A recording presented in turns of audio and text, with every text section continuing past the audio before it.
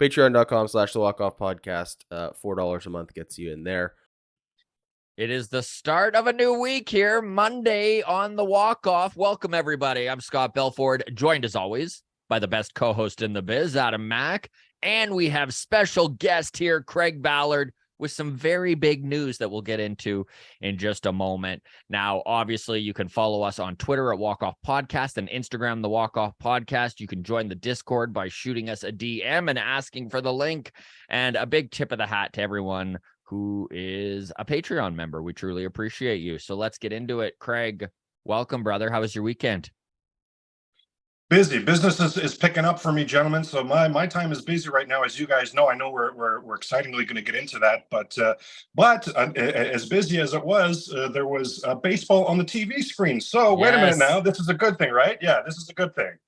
Yes, all weekend, and we will talk some WBC here. A tournament that I honestly wasn't excited about, but now that it's here, I'm really, really enjoying it. So we will touch on that, and I'd love to hear your thoughts. But first, buddy, let's get to some pretty big news. Listen, Adam and I have always been very appreciative of your baseball mind.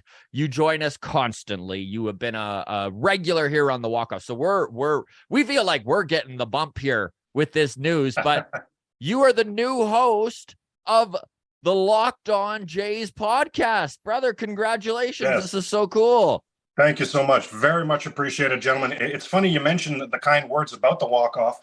The people at Locked On, so Ben Showman, who, of course, Dan Showman's son, we're all fan of Ben Showman's, man, with the jobs he's done over the years. Wow. He hosted the Locked On Blue Jays. Now he's off to bigger and better, so opportunity came knocking, and so they had a talent scout searching around, hey, who could we get involved here? And it was what brought them to Craig Ballard was Craig Ballard as a guest on the Walk-Off Podcast. Hey. So real tie-ins here. So, and I always knew, I mean, regardless of whether this would happen or not, I always knew how much I appreciated my time and my relationship with the Walk-Off. But yeah, it's actually led to some incredible things for me. So if you're not familiar with the Locked On is a podcast network. They have a Locked On for any team you can think of. Locked On Twins, Locked On Reds, Locked On your football team, your hockey team, whatever it is. It's a fantastic network. I think over 68 million subscribers. I don't know, numbers that don't compute up here. I'll tell you that. Anyway, they do well for themselves. Let's put it that way. So it looks like starting next week, it'll be Monday to Friday, about 25 to 30 minutes episode, a podcast each day, Locked On the Toronto Blue Jays. We will definitely have Scott Belford on it at some point soon. We will definitely have Adam Mack on at some point soon. Some of the walk-off regulars as well, like Hey Kami. I'll be reaching out. I will be reaching out, ladies and gentlemen.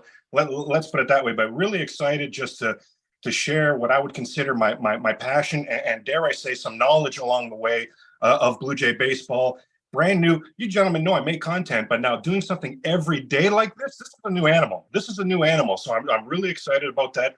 What would mean so much to me, Scott and Adam, what would mean so much to me, and I'm not even kidding on this, this would mean so much to me is because I'm going to go back and watch our episode right now. I always watch our episodes back. I always enjoy seeing the comments and interacting with the people. If I see a comment or two about this, somebody saying, hey, Craig Bay, you can count on me. I'll be following. I'll be watching. That would mean not that I want to poach from the walk-off, right? We can all be in this together. Right. We can all be in this together. We can all be in this together. Absolutely, yes. But that would mean a lot to me because not only Scott and Adam, Mark from back in the day on the walk-off as well. Hey, Joel, it's what I've always said impresses me the most about the Walk-Off podcast. This is a community that's been built here across Canada. It's actually very impressive. It's something that means a lot to me that I'm 3% of it, 2%, whatever that is.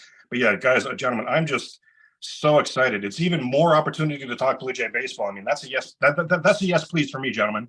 And that's the big benefit to everyone watching here is just more Jays content, which is fantastic. Go ahead, Adam. Sorry. Well, I was just saying we do get constantly every time you're on, our comment section is filled with love for Craig Ballard. So it'll be exciting to have a real place to send people who want to see more Craig Ballard. So very excited. Yeah, I'm really excited. Thank you so much, gentlemen. Really excited.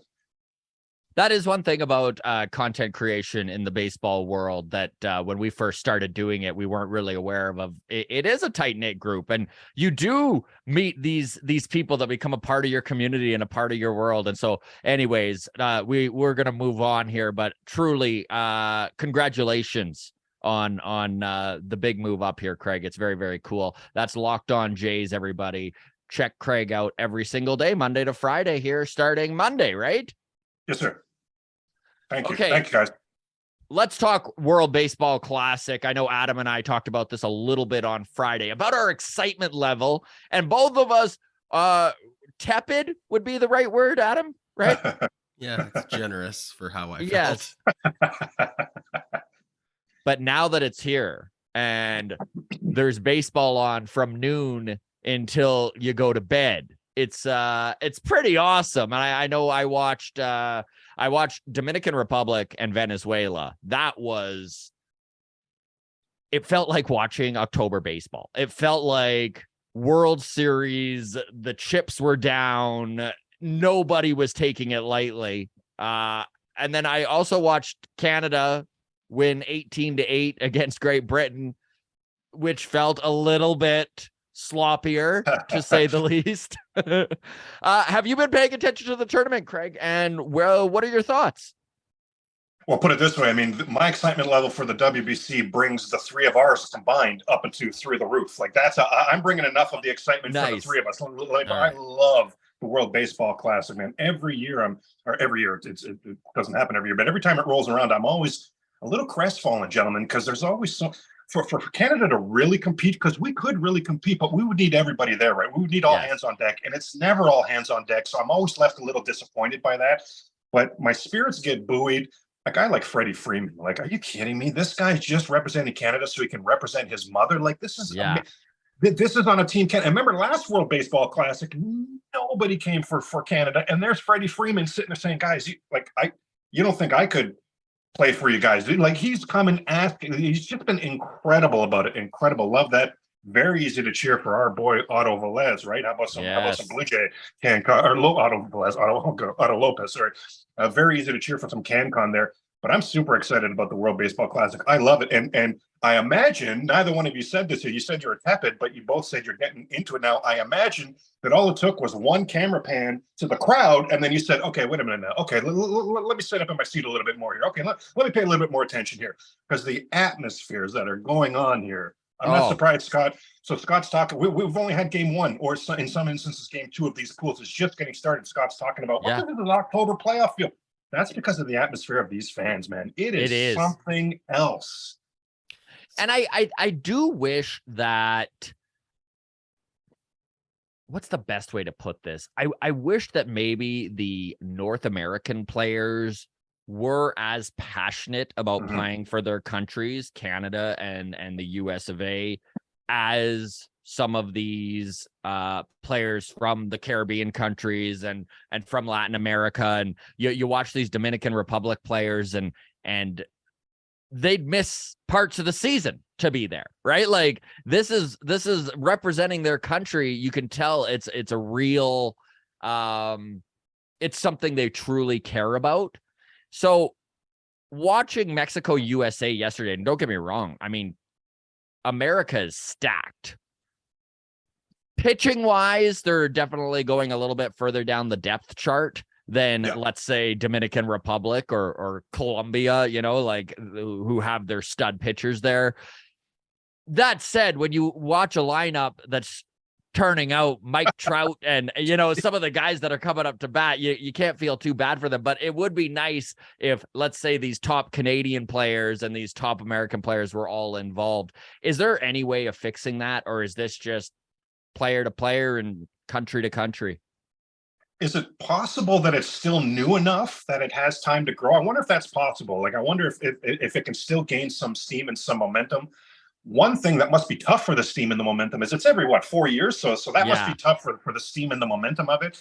But really, I think just the idea of every 3 years. But every 3 years. The only thing I can see is like similar to the slam dunk contest in basketball, where I think you need to get some shoe sponsors, like the people who are actually in the ear of the athletes. I wonder if some of the homegrown people, the politicians, things like that, I wonder if they make it more of a big deal, if players will be more incentivized for that.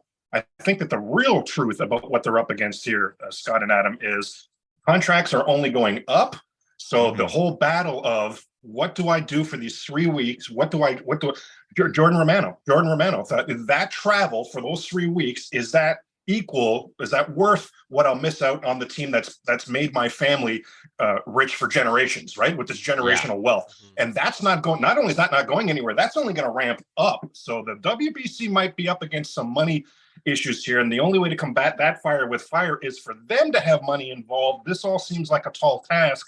So Scott, to be a Debbie Downer here, I think we still may see going forward the separation of the passion and the business. The Latin Americans with that passion for baseball, that is their life, whereas the North Americans more of a living, more of a risk mitigation, if you will. Yes. Bingo. Yes. Okay, there it is right there. Look at Slim Daddy Vladdy on the verge of getting that huge contract. If he had to play right now, I do believe he could play, but look at that risk reward. It's nowhere close to being worth it for him right now. So as much as I love the WBC, I absolutely think they've got problems with the growth going forward.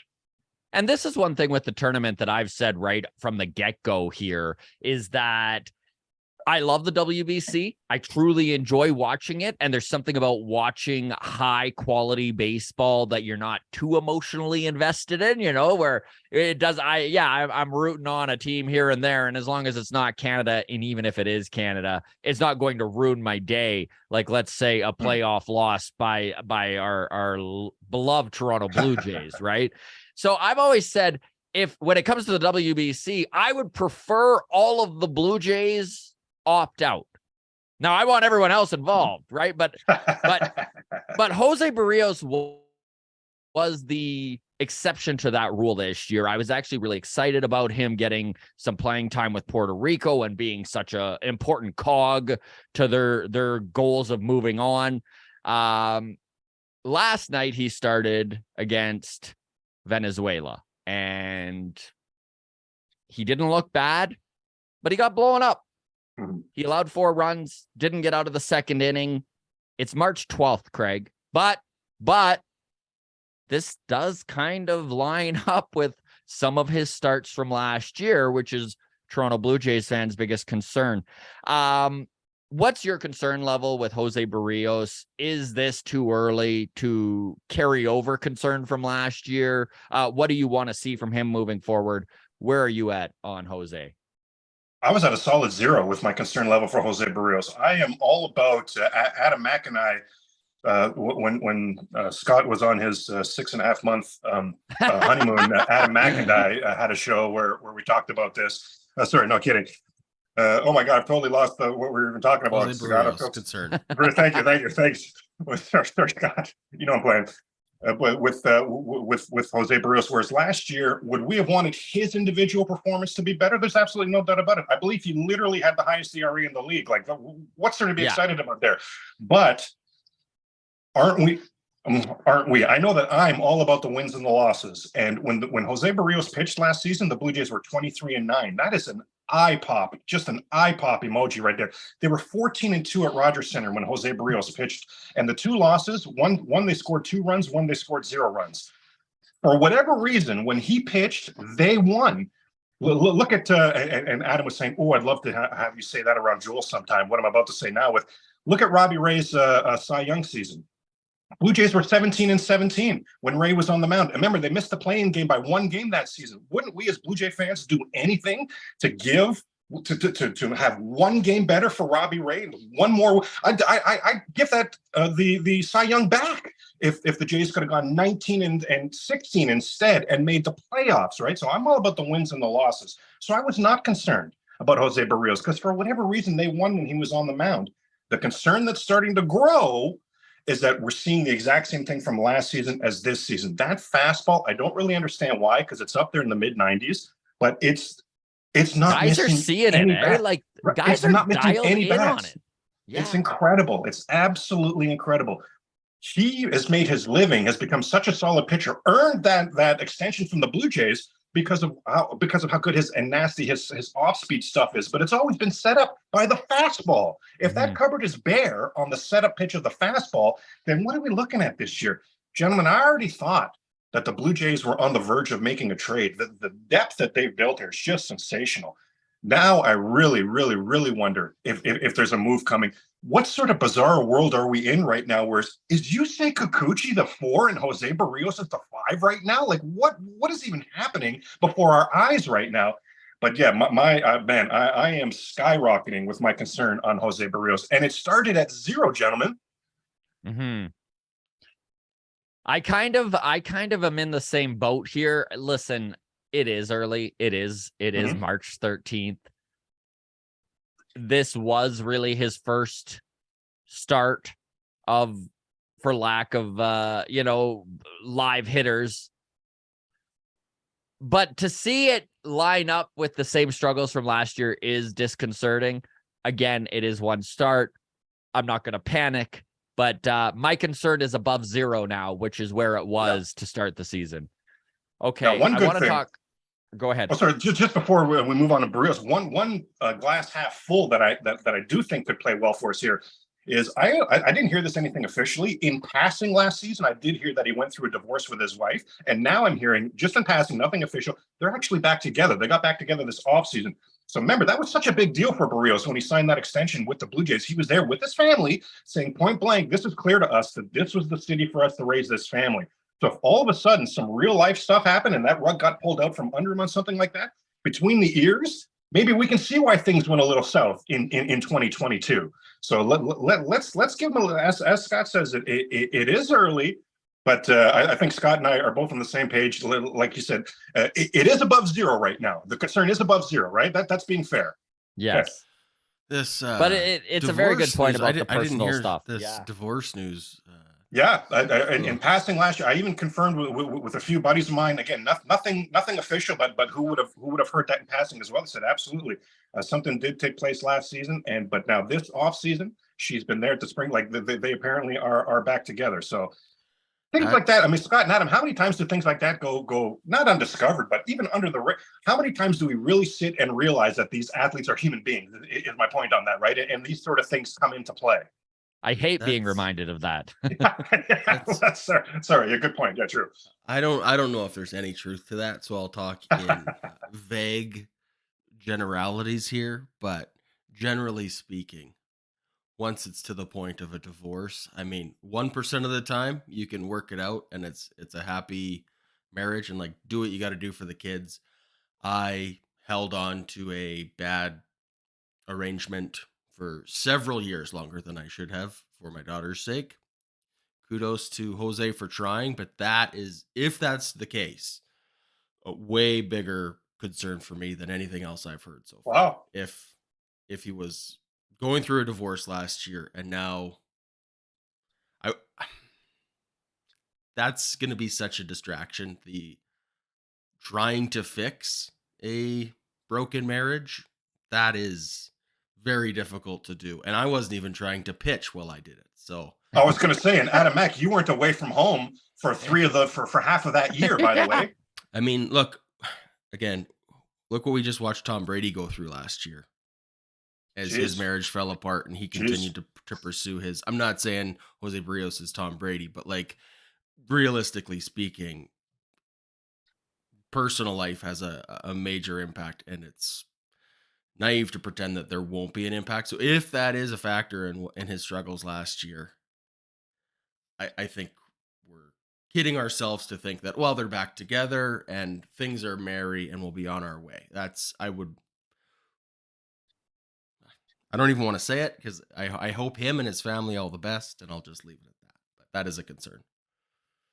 Okay, let's move on to Kevin Gausman. And one of the reasons I want to talk Kevin Gausman is that he has been dominant, and he's expected to be one of the studs at the top of this rotation along with Alek Manoah since 2018. Since he was traded from the Orioles to the Braves had a bunch of data on Kevin Gausman. And basically what this data showed is that he was literally double as effective, twice as effective when he was pitching out of the stretch as to when he was doing his windup. So he literally eliminated his windup. And this is where that rocking toe tap that he was doing the last 3 years came from, right? It's an elimination of the windup, and he used it as like a timing mechanism to pitch. this year with the new rule changes, you can no longer disengage from the rubber once you touch it and get into getting ready to pitch, right? Luis Garcia of the Houston Astros and Kevin Gausman are basically the only pitchers that this affected in all of baseball. They were kind of the poster children. They were taken as examples and were like, hey, this is what they're like. Them pitching were the videos sent out to teams being like, you're not allowed to do this. So Kevin Gausman, after literally, now this is another thing about Gausman, since that change in late 2018 at the trade deadline when he moved to Atlanta, he is the second best pitcher in baseball numbers wise and has the second best FIP in MLB. Listen, I'm not concerned about Kevin Gausman. That said, he did come out just recently and talk about that making this change to his delivery has been a little bit more difficult than he expected and has definitely messed with his timing, and he feels rushed on the mound.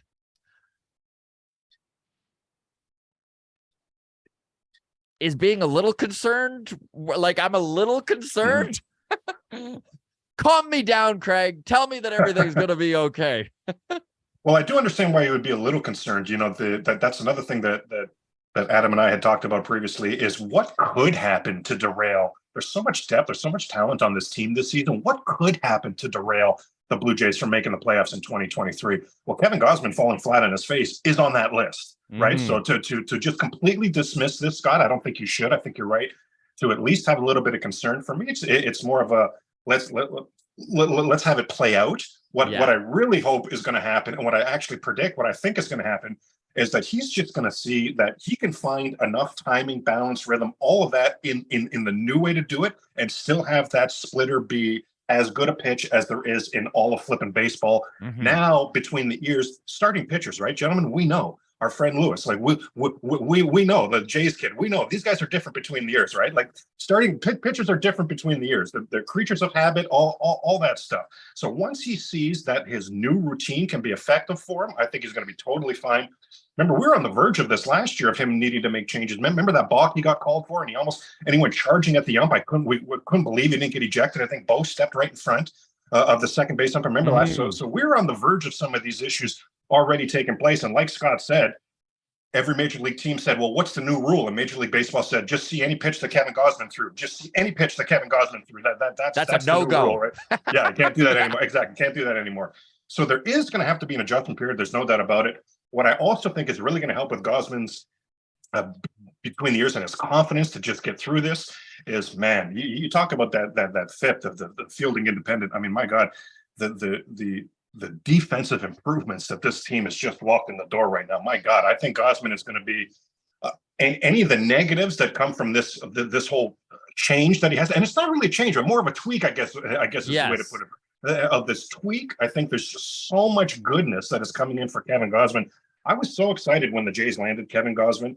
Right now, I'm on cloud 9 that he's a Blue Jay. And if you take a look back at the free agent pitchers that were signed this offseason, holy cow, did we ever get lucky at the timing of signing Kevin Gausman as well? So, do you believe it? Do you believe it? So, truly, Scott, truly I mean, if he signed this year, like if he signed in this offseason, he would have gotten the Carlos Rodon for sure, like without a doubt. Might have been out of the Blue Jays price range for crying out loud. And instead, he's here at the top of our rotation for years to come. So Scott says, am I crazy to be a little, how could you not be a little trepidatious? How could you not be a little concerned? If Alek Manoah had to make a change like that, like these are guys we are counting on for 35 really good starts this season. So absolutely, how could you not pay attention to it? I just don't think it's going to, my point here, Scott, the way it's going to play out, I don't think it's going to be a huge negative here. Let's talk Chris Bassit, who was the first, or I should say the big pitching free agent that the Jays went out and got this offseason. And honestly, it's not that I was down on Chris Bassit. I wasn't super excited when they signed him. I definitely wasn't disappointed. I think that he filled a need that needed to be filled. And I think that just looking at the back of that baseball card, right, his past performances, you got a pretty good idea of what you're getting out of 34-year-old Chris Bassit. But since joining this team, honestly, Craig, I have been so impressed with what's between the ears of this guy, right? He is a cerebral dude out there on the mound. The gamesmanship with the pitch clock has been fun to watch with him. The fact that he enjoys the math of pitching so much is kind of an exciting thing to see, especially with a team that's got some young and up and coming starters in that system. Guys like Ricky Tiedemann, guys like Semro Burst, guys like Brandon Berrios, and to see this Chris Bassit, this intellectual pitcher, be a member of this organization and not just for this year, right? For the next 3 years, it could bode very well. What are your thoughts on Chris Bassit? And when it comes to cerebral pitchers, what do you like from that side of the game? Well, you're hitting nails on the head. That is the reason I was excited about Chris Bassit. One thing that's going to rub off on this young up-and-coming pitching staff, not a veteran like Gausman, but all the other young guys you've mentioned, is they're going to see the why. So not only are they going to see what we all see every fifth day, Chris Bassit take that ball and be prepared to give you at least 6 or 7 innings that day. Like you said, he's prepared up here for it. Whatever pitch ails you as a hitter, he brings it to the table. Chris Bassit throws like 15, 20 different, whatever pitch you struggle with, he brings it to the table. And what I love so much, the gift that keeps on giving, the things that aren't on the stat sheet, I talk about how the pitchers are going to see him perform every fifth day. But here's the thing. They're going to see his preparation on that next off day. The 4 days between, they're going to see the work that he puts in. And it can't help but inspire them. And it's going to be so helpful for these guys. Alek Manoah is wise beyond his years already, but you start adding in some Chris Bassit veteran goodness. Oh my gosh, absolutely love it. Even a Berrios, if things are going on between his ears right now, I think Bassit can be a real calming influence on this. Mm-hmm. Chris Bassit could go out there and give you 7 innings, a shutout ball, 2 hits, 7 strikeouts. The very next game, it's more like 5 innings, 8 hits. It's a bit more of a struggle. But Chris Bassit, himself, is the exact same person. That even keel on a young team like this, very important. I love you gentlemen on the walk-off. You guys are the first ones I ever heard talking about, hey, do we need to extend Matt Chapman? Well, if you're in the extend Matt Chapman camp, that's his best friend. That's his best friend. Yeah. Like that's another plus. That's another bonus that Chris Bassit just brought walking in the door. But I liken it to who was the why am I thinking Adam Wainwright? Oh my God, why am I having a brain cramp here? The veteran we had a couple of years ago who started the trend of all the pitchers walking in together. Why am I having such a brain cramp on this? Oh shoot, who was that now? Why do I keep saying Wainwright in my head? Oh. Richards? No, not Richards. Oh my God. Buckles. No. With the huge beard. This is awesome just good listening. With the awesome beard. Why am I blanking on this right now? Well, Shoemaker. Oh my God. So sorry, guys. Matt Shoemaker. So sorry, guys. So sorry. Oh my God. Why was I blanking on that? Oh my good Lord. Sorry, guys. Matt Shoemaker didn't even put up didn't even put up production for the Blue Jays. Game 1 of the playoffs 2020 pitcher. There you go. Yeah. But what he did for that team, just between the ears and the camaraderie, things like that, his influence off of the field was palpable.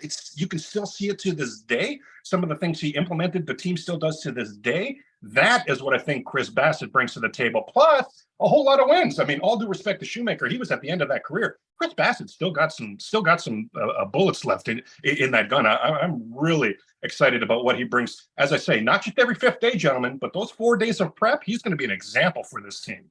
Man, I love what you said about the why, because that really is what, as a fan watching, stood out to me. Where, like, when he first did the hesitation with the pitch clock, right? And he was trying to force that timeout out of the batter. I didn't know what was going on. That was the first thing I did. I'm like, what is he doing? Why is he doing this? And then once you start to see the mechanisms behind it, right? Like the curtain comes up and you see the puppet master doing his thing, and you're like, oh, that's what's going on. Another thing about Chris Bassit that maybe isn't there's not enough talked about when it comes to Chris Bassit and how many innings he logs, right? Like this is one thing that maybe isn't getting enough attention, is that this dude is an inning eater. And yeah, we may watch him finish the year with a 4 ERA, which is fine if he's going to give us 185 innings, which is exactly what he's going to do. Such a great point. And that 4 ERA, I might sign up for that right now. that is one thing. That is one interesting thing about Bassit is he is a fly ball pitcher. And I wonder, I don't know this at all, but I wonder if he was aware of those dimensions when, those fences being moved in when he signed with the Blue Jays. I don't know that it would have been a big deal one way or the other, but it is at the very least something to keep an eye on. But yes, absolutely. I'm such a fan of Chris Bassit. This guy is a pro's pro. With an outfield defense of Springer, Kiermaier, and Varsho, I think that the walls being moved in, it's all going to work out in the wash on this one. Beautiful. Yeah. So Alejandro Kirk, new father, by the way. Big congrats to Alejandro Daddy Kirk at this point. He did make his appearance in spring about 2 weeks after everybody else. I know that there is a little bit of concern amongst the fan base that maybe this will result in a slow start. Personally, I'm actually fine with Danny Jansen taking more than his fair share of the workload in the first half of April here. I have no problem with it. I think that down the road, it could wind up working out that Kirk gets more of the workload down that, it's going to be, I'm really flubbing this, but what I'm saying is it's going to benefit this team later in the season if Kirk is a little bit more refreshed at that point. Are you concerned at all about the late arrival of Alejandro Kirk to spring training? No, let's look at this as something that could turn into a real positive. As you just said, that's something that I don't think Blue Jay fans really want to admit or have the conversation. But Scott, if we're having an open, honest conversation, Alejandro Kirk deteriorated right before our very eyes in that second half last season. He deteriorated right before our very eyes. And the problem is the Blue Jays hit him in the cleanup spot. So that's not a spot where you can see deterioration, right? So the whole idea of him ramping into shape, and why did he need to ramp in shape? Wasn't because we're concerned about some injury. It was because he celebrated a real life great thing, right? So I think his spirits are buoyed. Boom. I think his spirits are buoyed. He saw that it's really go time because, all last season, he would have had to be looking over his shoulder. Remember, he was this close to being a Cleveland Guardian in the offseason last year if Cleveland was willing to pull the trigger on that Jose Ramirez trade. So Kirk is a guy who was constantly looking over his shoulder. How long will I be a Blue Jay? Now the writing is on the wall. You are a Toronto Blue Jay. Doesn't have to feel any need to rush back. I mean, what am I supposed to be disappointed with? That Danny Jansen's getting more time at catcher? Like, oh my God, that sounds like a yes, please scenario anyway to me. And by the way, Bassit would just one more thing with Jansen and Bassit calling the game to Jansen now. Could that even improve Jansen between the ears as well, between innings? Man, in that 3-2 spot, I might have gone this, you went this, and having that conversation, by the way, as another thing that Bassit brings to the table. But no, I'm so excited about the catching scenario for the Toronto Blue Jays, even with the Moreno trade. Absolutely expecting big things from Alejandro Kirk. I love the idea that he can ramp up and hopefully save some in the tank for that second half. I mean, Espinal and Kirk both just deteriorated right before our eyes in that second half last season. And it's as much depth as there is on this Blue Jay team. Kirk in particular we just can't have. Well, like I said, gentlemen, the Blue Jays hit him fourth for crying out loud. You're going to need a full season. Going to need a good season from Alejandro Kirk. So no. I'm not worried about any sort of slow start or late start, anything along these lines. Let's also remember, gentlemen, what if something does happen and it is more of a ramp up for Kirk than we're even anticipating? Dalton Varsho can catch a game or two each week for you with Jansen taking the rest of that. I mean, that cupboard is not bare for the Blue Jays right now. Yeah, catching is still a real strength of this organization. Yeah. I know that there is a little bit of concern more amongst the fan base than the coaching staff and the organization, obviously, about how do you split up this workload? How do you go about getting all of these guys at bats? Are you fine? Like, do you think it'll be a 50-50 split behind the plate between Kirk and Jansen, or do you think we could wind up seeing Jansen take more of the load behind the plate? How do you see this all playing out? Boy, I'm so fascinated by how it'll play out because I've never seen depth on a Toronto Blue Jay team like this before. Right now, the Blue Jays don't even have a first baseman, but at some point soon, Vlad and Belt will be healthy. Like just the options that gives the lineup alone, just from that position. Now look at the options you have at second base, because Santiago Espinal is showing, hey, never mind that second half last season. You see the shape I've come into. I won't break down. Like you see the spring Espinal's having. Wow, the spring Biggio's having. Yeah, there's so much depth around this team right now that I don't think anything is in stone right now. I don't think they have any plans for it'll be Jansen 60%, Kirk 40%. I think they will take it on a game-by-game basis. This is where Don Mattingly is going to come into play. because Mattingly will be able to help Schneider with the lineup. Say, you know what, I got a feeling today. Actually, Jansen needs to be in. This pitcher throws this, and this. We need to have Jansen in. I don't know if we want Kirk in today because of what he throws. Let's get Belt in the DH spot. Like, there's going to be so much mixing and matching opportunities for Schneider, and I think Don Mattingly is going to be very, very key on that as well. So I actually don't think there's anything sort of set in place. So Scott, to answer the question, I won't be surprised one way or the other. It ends up being Kirk catching a little more. It ends up being Jansen catching a little more. I won't be surprised one way or the other because the Blue Jays with this depth are in a position where they can ride the hot hand. That is very exciting. It's been kind of cool to watch. You look around the diamond, right? And sure, it was easy to look at second base and be like, probably offensively the biggest hole on this team. But man, the competition that it has created between Espinal, Biggio, and Merrifield, this may not be the black hole of offense that, it looked like at the beginning of the season. I'm not saying that Espinal and Biggio are going to continue to hit 400 throughout the season, but I think a little bit of competition and a little bit of fear of losing some ABs is not a bad thing to have. Well, and it's why I think a trade is coming. The depth that's been shown at second base has really pleasantly surprised me. The bullpen in AAA this season is going to be a major league bullpen on some of these lower tiered major league teams, like the depth. So that's another reason maybe why we shouldn't be as concerned about Berrios right now, because they could trade to replace him. But I've just been blown away. I thought Scott called it at the beginning of last season. He said, look, I love Santiago Espinal as well, but my concern is if you play him every day, at some point, that's going to get exposed. That's exactly what we saw happen. So I love that he's come into camp this season in a completely different shape. He's I don't know if you've seen interviews with him. He's talked about a few times that there was a few times where they showed him in batting practice, and he was hitting balls opposite field with power, and he was literally in Spanish turning to his buddies and literally saying, I wasn't even able to do that last year. Like, he is noticing there's a difference to his body shape and his approach. He's noticing he's a much better player. His confidence level seems to be through the roof. And Cavan Biggio, I know it's not for the faint of heart. The Cavan Biggio is the position player version of Nate Pearson. I know this is the fourth year in a row that we're saying, or who knows how long we've been saying, hey, I wonder if Biggio can do it. But gentlemen, I'm going to say what I always say. It is possible that for the last couple seasons, we have not at all seen a healthy Cavan Biggio. Yeah. It's possible we've not seen him healthy at all. What if he is healthy this season? And what if he actually does have the tools that we were so excited? Remember, it's now a Biggio, it's now a Bichette and Vlad convo. For the longest time, it was Biggio, Bichette, and Vlad combo, right? As the three son of the major leaguers. What if that's still possible? What if that's still true and could still play itself out?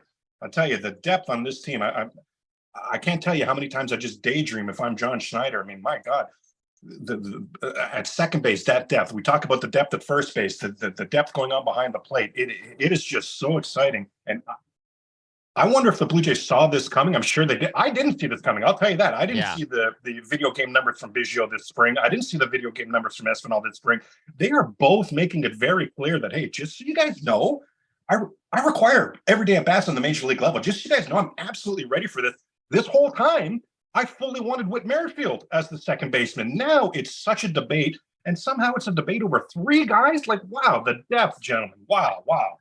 One thing about Biggio that has impressed me this spring, outside of his bat, is he's looked really good in the outfield. Absolutely, he has looked the best in the outfield that I've seen his entire career. He never looked like he was overly comfortable. He always was proficient out in the outfield. He was never, when Biggio was put out into the outfield, it's not like everyone was like, oh, dear God, this is going to be an adventure. But he has made some really good routes to the ball and right. He has made some really good throws from the outfield. And I think him as that utility guy, that fourth outfield spot, I think with this spring, he's kind of securing himself a spot in this lineup. Awesome. Unless, like you say, there's a trade. Well, and all due respect to last year, but if Biggio wanted to work on something last year, there was no Don Mattingly to work on it with, and you weren't going to go to Teo. All due respect to Teo or Lourdes, you weren't going for them for defensive advice. Now Varsho walks in the door. Now Kevin Kiermaier walks in the door. Way different story, way different scenario. You can already see the influence these guys are having. the routes that Varsho and Kiermaier take the balls are as good as there is in all of baseball. So I would bet you cash money they've had conversations with Biggio, because you're exactly right, Scott. It's palpable, like even body language wise, how much more comfortable he looks out there right now. Adam loves talking Biggio. We make a point of doing it every single time we turn the mic on. Standard behavior. Yeah. His dad has a great first name. Yes, he does. Slim Daddy Craigie. Yeah. Cavan Biggio, yes. If this is it, if he's healthy for the first time in 5 years, he would just be a game changer for this team. Like, the ceiling on him to contribute to this team would be off the charts.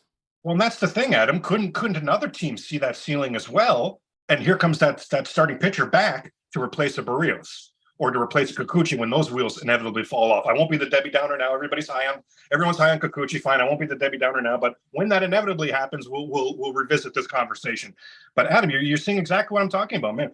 What if there's another team out there that covets Biggio as a second baseman, or Espinal as a second baseman, or any of these AAA bullpen arms that we're going to have here? I mean, I think the Jays are really well poised to make a trade.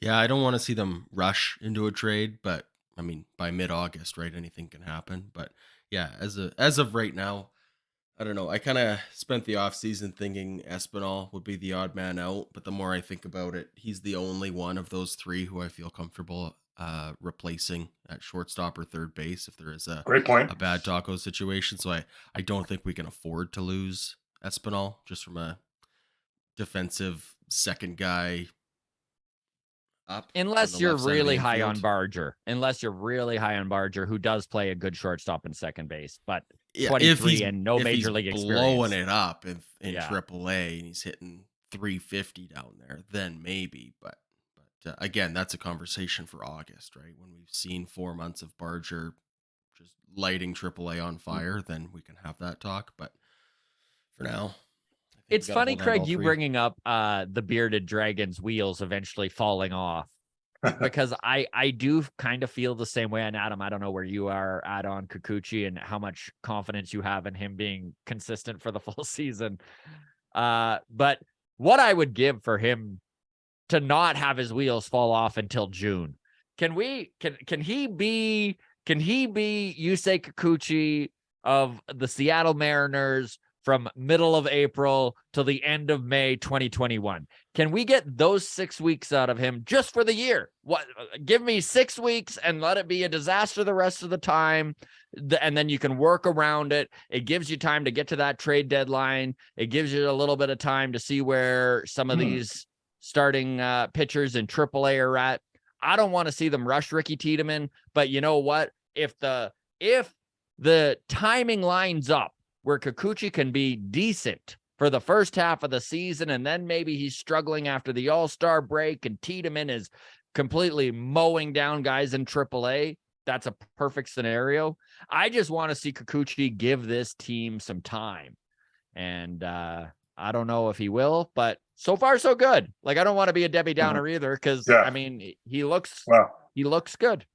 Well, you blew my mind on that one, because I'll tell you, I'm going to say Scott had the definitive word about Espinal. For me, Scott had the definitive word last year about Kikuchi as well. I said, look, if we're just being open and honest, we shouldn't be excited. We shouldn't expect it. He's not that good, but what a world we would live in if he was. Like, what a world we would live in if we're wrong about that, right? Which is exactly what you're describing. And the reason I say you just blew my mind, Scott, is because when I'm talking about Kikuchi with my friends right now, I'm telling them, listen, I need to see the full season. And the reason I need to see the full season, because I've already seen the first month and a half, 2 months be good. And then in the second half of that season, he was the second worst pitcher in all of baseball. So I've already seen that play out. But you just blew my mind on that one, Scott, because you're saying, well, now, wait a minute, Craig.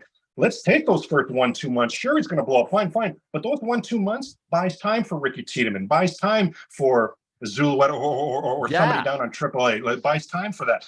Opens up that trade market. The Jays can't get enough at-bats for Espinal and Biggio and Merrifield and Varsho and everybody like that. So they're dealing from a position of strength. We can make a trade. You just blew my mind on that. That sounds fantastic. That I can get down with. Because that's the get out of jail free card, because I am concerned that we're going to see the first month and a half, 2 months be good, and everybody say, Craig, told you so. Meanwhile, I'm sitting there saying, but wait a minute, what about 2021? I've seen this movie before, and it was really, really, really ugly. Well, To your point, Scott, what if a move is coming? That was a very interesting point there. I like that a lot. Here's where I am at on Yusei Kikuchi. I think we look back at the 2023 season and we say, wow, Yusei Kikuchi was the best left-handed pitcher we had out of the bullpen. Oh, okay. Wow. I think he buys us time through April, May, June, and then I think it is a move to the bullpen. He looked great. I know, small sample size, and he's playing in kind of meaningless games. Pitched well in AAA at the bullpen at the end of last season when he did pitch out of the bullpen. The number, like, you can't argue the numbers. A lot of lefties. Small sample size. We don't have a lot of lefties. No, that is true. That's so, Adam. He doesn't throw strikes though. How can we have him coming out of the bullpen? I just can't do it. I just can't do it. Yeah, well, we're paying him, so we're gonna play him. Yeah. Now that's $10 million. They're gonna put to work. Point. Yeah, that's a very good point. Now his contract is a lot more palatable this year, next year, because it was front loaded. But still, you do make a valid point there. My thing with Kikuchi, again, we won't be Debbie Downer here, but you've seen him pitch in spring. Now the stat line is, I mean, what more can I what more can I possibly want? Here's the stat line just for anybody. Yeah.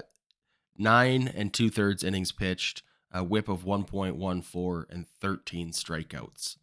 And how many runs, Adam? 10 innings. Well, of course, 0. Big goose egg there. Not a damn one. Not a damn run. So what's your problem, Craig? So, Craig, you'll take 13 Ks over 9 and 0 runs? That works out of the bullpen. That plays. I will, but if his fastball has still been such a problem, gentlemen, I don't know. I'm not bought into the Yusei Kikuchi just right now, gentlemen. I keep saying I won't be a Debbie Downer. I'll just shut up. I really won't be a Debbie Downer, but I'm not on the Yusei Kikuchi train just yet. I'm saying this: ERA under 4. Yusei Kikuchi this year.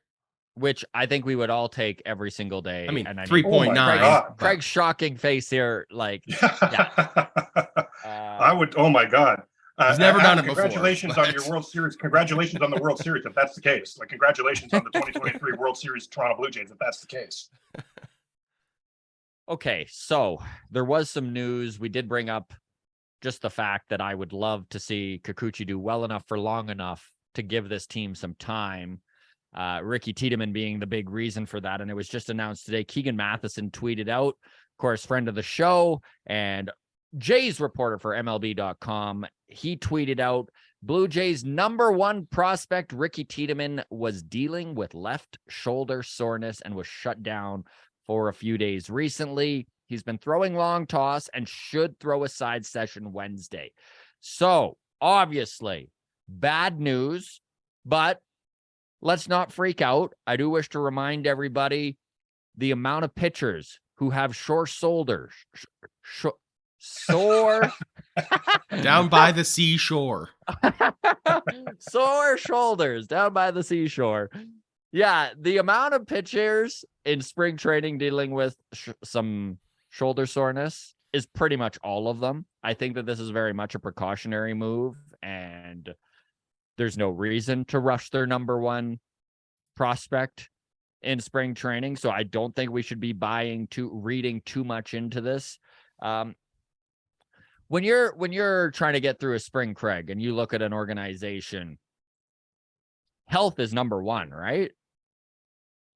Look, as we said earlier, like literally, if something was on the line right now, I think Vladimir Guerrero Jr. would be in a lineup somewhere, WBC or Blue Jays, if he absolutely had to. We're not at the time of the year where you do absolutely have to.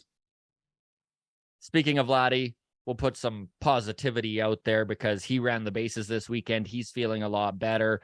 The inflammation in his knee has subsided, and it looks like he is going to be good and ready to go. Keegan Matheson says in the next few days. So good news for the Blue Jays. Okay, Craig, that is everything that I had written down to talk with you, but I'm going to give you an opportunity here if there is any baseball related topics that you want to touch on before we call this thing a show. Boy, none. We talked on the World Baseball Classic and we talked some Toronto Blue Jay baseball. I'm feeling like $1 million over here myself.